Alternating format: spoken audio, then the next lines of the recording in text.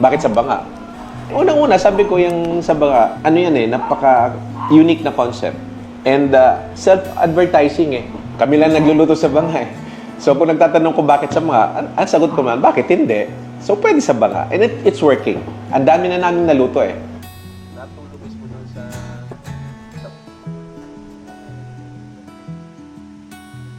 Distinct yung lasa niya. Unang-una, it's a smoky flavor. Ang lechong manok naman, usual lang naman yan. It's toyo mansi plus secret ingredient. Pero ang isang strength namin is yung lemongrass. Yung tanglad kasi, tanggal yung langsa.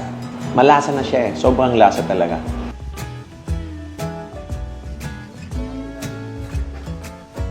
Ang food kasi, details, grabe eh. And kailangan mo i-consider yung food safety, hygiene. Kasi hindi lang dapat masarap, dapat malinis yan.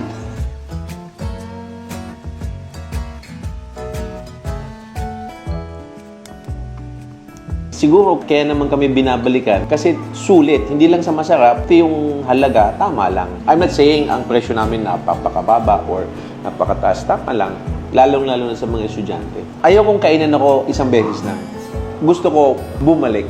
Kasi pag bumabalik na sila, that's the time na mag-earn ka. Gusto ko, kahit naman hindi naman ako kumita ng ganon, pero alam ko babalik ka.